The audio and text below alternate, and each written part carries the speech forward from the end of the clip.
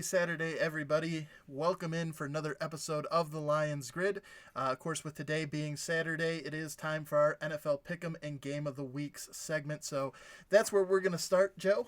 And we might as well take a look at the standings heading here into week number 4. We were a little off in our math. We thought you had with your victory on Thursday night picking the Eagles, we thought everything would be tied up. We were off by one game there. So coming into the week, your standing was 29-19, which is a respectable 60% pick rate right there. I'm at 31-17 at the slightly higher 65% pick rate. So a slim margin there. But as we were talking before the show, Joe, this week we differ on 5 picks. So this is the most difference between the games. You know, you mentioned yesterday that you thought there would be some differences in with 5 games with different outcomes. Certainly a chance for either of us to make an impact here in week 4 of this NFL action. So, without further ado, Joe, what we'll do here is we'll just go run through our picks real quick, and then we'll come back and talk about, as usual, the games we've chosen for our games of the week. So, taking a look here, of course, this game has already been played out.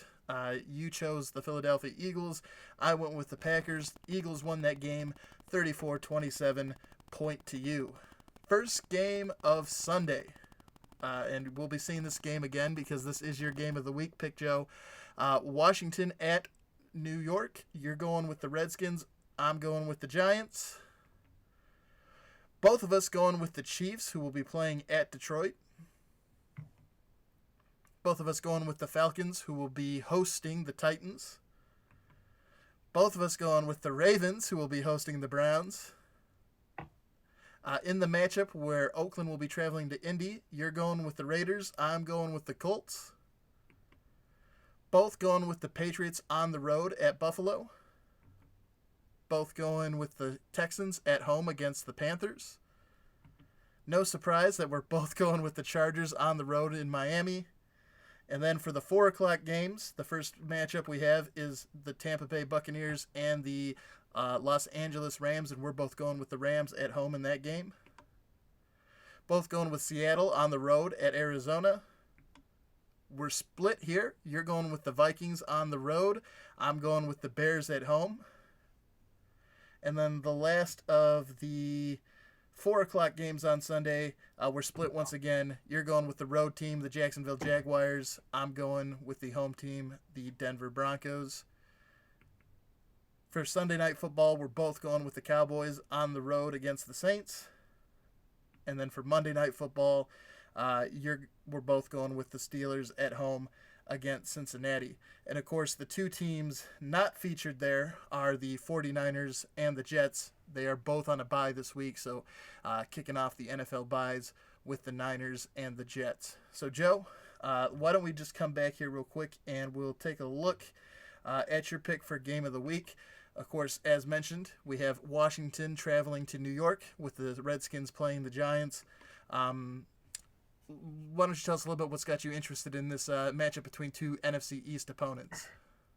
I think these are 2 of the lesser-known teams as far as talent-wise in the NFC East. The Giants, they switched out the quarterback last week, and Daniel Jones, played a good game, and he looks like a, good, situation for the Giants as they develop him throughout the course of the season. As for the Redskins, I think Jay Gruden is on the hot seat and really has had a losing record the last couple of seasons and hasn't really done too much with Washington. So I feel like this would be a statement game for Washington. They really haven't made too much noise. They don't have too much talent. But, I think, and I'd like to see Washington get the victory here, mainly because I don't believe Washington should continue to be as bad as they've been. 0-3 start, 0-4. Generally they have a losing record, but by the time a quarter of the season's through, I think they have at least one win. So I think New York missing out on Saquon Barkley is going to affect the run game. going to rely more on the young quarterback. And I think Washington can game plan around that. And I have a lot of respect for the Grudens in the NFL. Even Jay Gruden, who hasn't had so much success, I think they have good football mentality and good football fundamentals. So I think this is an upset win Washington, or if Washington does win.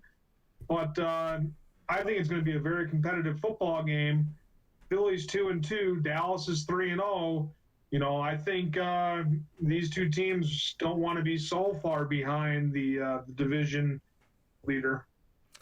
Yeah, certainly. This is the, of course, heading into week 4. This is the final game of that first quarter of the season. So I think both the teams are going to be very interested in closing out the first quarter strong. And yeah, I think the main reason for me going with Daniel Jones in this game and the Giants is Daniel Jones. I liked the energy he brought to that team. To your point, there's a big injury with Saquon Barkley. Him not being in the offense is certainly going to hurt him, but he seemed to do all right there in the second half. True, it was against Tampa Bay, who is not they're by no means setting the NFL on fire down there in Tampa. But I like what the Giants brought to the table when they seemed, to be more energized with the young rookie quarterback in there. So that was sort of my main reasoning for going with the Giants. And this is his first chance playing at home in front of the home crowd there. So I'm hoping they'll be hyped up and can use that energy as positive momentum here against Washington on Sunday. Taking a look at my game of the week, as mentioned, Joe, we've talked at length about the NFC North being possibly the strongest division in the NFL. Of course, this matchup kicking off at 4:25 tomorrow between the Vikings and the Bears. These are two of those teams. These are, I think, I think we both can agree that both of these defenses are really good. And this was sort of a tough game for me to choose a winner for. This kind of feels like a coin flip game where this could really go either way. Because the big question mark, I think, for both sides is how well are the quarterbacks in this game going to perform? On the Viking side, can Kirk Cousins get that passing attack going for the Vikings? And on the flip side, can Mitchell Trubisky keep up the success he had on Monday night against Washington here against the Vikings, who are a tougher opponent? Really at the end of the day, it just came down to me liking the Bears defense slightly better than I liked Minnesota's. Minnesota does have Dalvin Cook, who has been on quite the streak here through the first 3 games, starting off the season very strong. So I wouldn't be surprised if Minnesota won this game, but just, Khalil Mack sort of won me over to the Bears. The way their defense played for most of the game against Washington, they played pretty strong. Now, Washington did at times give them a run for their money, even though they did have a buttload of turnovers. Washington still sort of hung around in that game, which was kind of depressing, but overall, I was impressed with the way the Bears defense played, and it sort of swung me in their favor. Plus, it helps that they're the home team in this game. So, in a coin flip, those are the thought process that led me to choosing the Bears in this matchup. What swung you towards the Vikings in this game, Joe? I almost chose this game for the game of the week as well. I wanted to go with something a little bit different. That's why I decided to choose 2 losing teams that could have played different football. But as far as this game is concerned, the Vikings, to me, I haven't seen them play that too good of offense. But when you look at the total points for, you see that they have some of the most points for in the division. Mm-hmm. And you look at what the Bears are able to do offensively, and it's not too much. And I just think there's more of a complete football team with Minnesota as far as playmaking abilities on defense, consistently scoring a good average on offense. And I don't think the Bears really have their identity yet. They don't really have a solid quarterback. Last year there was a lot of good talk about Michael Trubisky. And I was under the impression that he was one of the better quarterbacks in the league. And then this year, it's like, well, how is he going to do at quarterback? And we've seen over the first 3 weeks that he's played average quarterback play, and he hasn't stepped up and been that consistently effective quarterback that he was last season. So there's that. There's Tyreek Cohen's going to be out. The defense is good, but like my preseason pick for MVP, Khalil Mack has done minimal with the amount of talent that he has on that defense. So the Bears are not really that relevant of a football team. I know they're 2-1, but I just see the favorite going to a better defensive football team in Minnesota and a better offensive football team in Minnesota. I just think Minnesota has the edge in this game, but it's definitely going to be a big test for Chicago, and I wouldn't be surprised if Chicago plays competitively. But if they do win this game, it'll be the best win of their season. Yeah, and to your point, Joe, both these teams 2-1.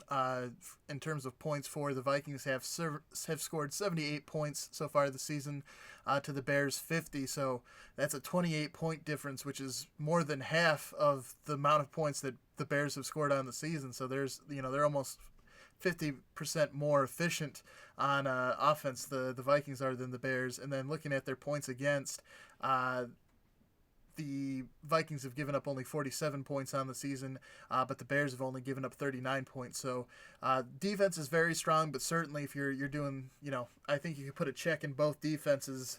But certainly I think if you're giving a team an edge in the offense, it currently does look like the Vikings get the check mark there. So again, like I said, this is going to be, I think, a pretty good game between these two teams. And it's kind of interesting because, obviously we're only 3 games into the season, and the Vikings are 0-1 on the road, and the Bears are 0-1 at home. So somebody's either going to pick up their first road win or their first home win on the season here in this matchup on Sunday. So, and of course, with the Packers at 3-1, whoever comes out ahead in this Vikings-Bears matchup certainly helps them in terms of that NFC North race, especially with us both going with the Chiefs to take down the Lions on Sunday. But we'll certainly talk more about that game in particular during tomorrow's episode when we take that game preview of the Chiefs and the Lions. So, but more to come on that later. But another game that I almost chose as my game of the week, Joe, to your point, because, we have talked a lot about the NFC North. I did almost go with the Patriots at the Bills because that is a game between 2 undefeated teams. And we've sort of talked about it, Joe, here throughout the season about how the Patriots kind of have an easy time because in their division, there's not really a team that gives them a constant challenge. And so this is certainly a chance for the Bills, who are undefeated, to sort of a measuring stick game for them to see how well they do match up against this year's Patriots team, and if they are going to be able to present a challenge to them and give them a run for their money in the AFC East. Because right now, if you look at the Dolphins and the Jets, both of those teams are very much in the garbage. So it's really come down to the Bills to be the only team there to challenge the Patriots, and this will be this matchup on Sunday is going to be a good test to see how well they do stack up against them this year. Yeah, the Bills have came out. They've surprised everybody, with their good record and good football play, good defense. Josh Allen's playing good at the quarterback position. Really, they've improved, but I still don't see New England losing to Buffalo. Mm-hmm. In that game. That's just my opinion. I think Buffalo is going to be competitive, but I still see New England pulling ahead with their consistent offense. And it's just insane, Tom Brady being as effective as he is. I think he's 42 years old. The guy just gets the job done in the Belichick system year in and year out. They're undefeated. They're not going to have their record tainted by the Bills.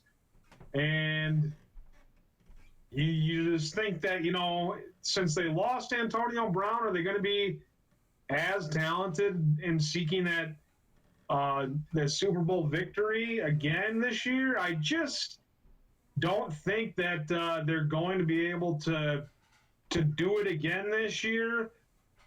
When they had Antonio Brown, I thought that was the playmaker that they needed. Then again, I could be wrong. The Belichick system is built upon, team players. So we'll have to see as that unfolds. And, we'll get a good measuring stick between the Lions, 2-0-1, and the Bills, 3-0, playing these two AFC powerhouses. Of course, the Bills were unexpected, and we could say that they were similarly ranked or power ranked along with the rankings of the Lions. Mm-hmm. So two teams that are doing really good. Of course, the Bills having an extra win instead of a tie, but it'll be a measuring stick for how good these powerhouses are, or perhaps how competitive these teams that are surprisingly doing well early in the season and what they can do against these good teams. Yeah, certainly. I think the Patriots and the Chiefs are certainly the 1 and 2 in most everybody's power rankings. I know they're 1 and 2 in mine and yours rankings. So certainly when you look at the Bills and the Lions, they are sort of surprising teams to see at that undefeated mark still. So going to be, to your point, a very good measuring stick to see how well they measure up against two teams that we know for sure are two of the better teams in the NFL. And so, even for the Lions and the Bills, a loss to these teams isn't the end of the world by any means, as long as they can come out here and play competitive. So, certainly for the Bills, since they will have to play the Patriots again, for them, I think it's at home in Buffalo. This is probably your best chance to get the win against the Patriots because, when you meet again later in the season, you'll be doing it in Foxborough, and that's going to be a tall ask to go into New England and get the win. So possibly if the Bills are going to sneak a game on the Patriots, now might be the time to do it. And then to your point, Joe, the Lions certainly going to be interesting to see what they can do against the Chiefs because they've made they're undefeated, so we can't really. I'm not going to critique them too hard or anything like that. They found ways to win games that in the past they would have lost, and even that game against the Cardinals. Obviously it's disappointing that tie outcome instead of a win, especially with how well they started that game. But I feel like in years past they would have found a way to lose that game in overtime too. So coming out of there with a tie again, it doesn't really help them. So if it doesn't help you, it kind of hurts you. But I think from a sort of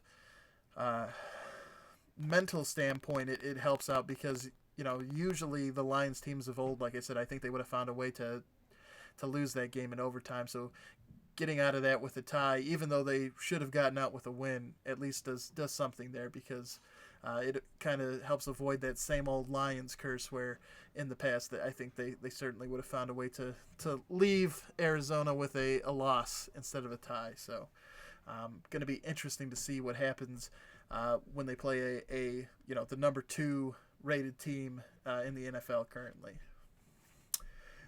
But yeah, that will do it for today's show. If you enjoyed the show, please do help the channel grow. Hit that like button on the video.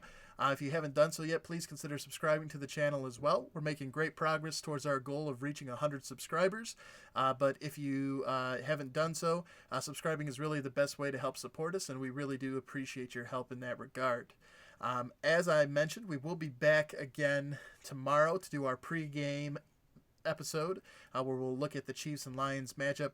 As part of that, we'll give you the latest breaking news in terms of injuries about who's out. I did see, I think Mike Daniels has been already officially ruled out for the Lions with that ankle injury. But I know, before the game they released the actual outs and ins, so we'll be back again tomorrow to talk about, the game and the matchup and all that, but also give you the latest news on injuries heading into that 1 o'clock kickoff time. So if you're interested, be sure to tune in tomorrow when we take a look at that Chiefs and Lions matchup. Until then, I'm Kevin Marheine. He's Joe Wilmot. We'll see you during that next video. Bye-bye.